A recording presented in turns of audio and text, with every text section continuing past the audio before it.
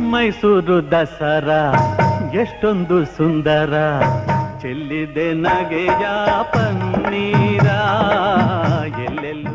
ನಮಸ್ಕಾರ ಎಲ್ರಿಗೂ. ನಾನು ರಾಧಾಕೃಷ್ಣ. ಹಬ್ಬಗಳ ಸಾಲು ಶುರುವಾಗಿದೆ. ಪಕ್ಷ ಅಮಾವಾಸ್ಯೆ ಕಳೆದ ನಂತರ ದಸರಾದ ಒಂದು ನವರಾತ್ರಿ ಒಂದು ಏನು ಹಬ್ಬ ಆಚರಣೆ ಶುರುವಾಗ್ತಾ ಇದೆ. ದಸರಾ ಒಂದು ವಿಶೇಷವಾದಂತಹ ನಾಡ ಹಬ್ಬ.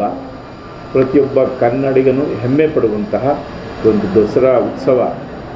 ಅದರಲ್ಲೂ ವಿಶೇಷವಾಗಿ ನಮ್ಮ ಮೈಸೂರು ಮಹಾರಾಜರ ಒಂದು ವಿಜೃಂಭಣೆ ಕಾಲದಿಂದ ಬಂದಂಥ ಈ ಒಂದು ವಿಶೇಷ ಆಚರಣೆ ಎಲ್ಲ ಸಮಸ್ತ ನಾಡಿನ ಜನತೆ ಅದರ ದಸರಾ ಜೊತೆ ಸಂಭ್ರಮಿಸುವಂಥ ಒಂದು ಕಾಲಘಟ್ಟ ಇದು.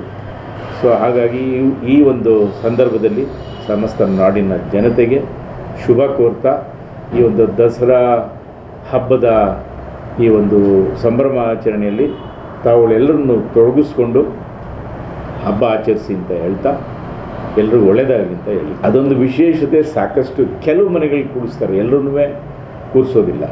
ದಸರಾ ಹಬ್ಬದಲ್ಲಿ ವಿಶೇಷವಾಗಿ ಬಹುತೇಕ ಎಲ್ಲರೂ ಮೈಸೂರಿಗೆ ಒಂದು ವಿಸಿಟ್ ಕೊಟ್ಟು ಬರುವಂಥ ಒಂದು ಸಂಪ್ರದಾಯ.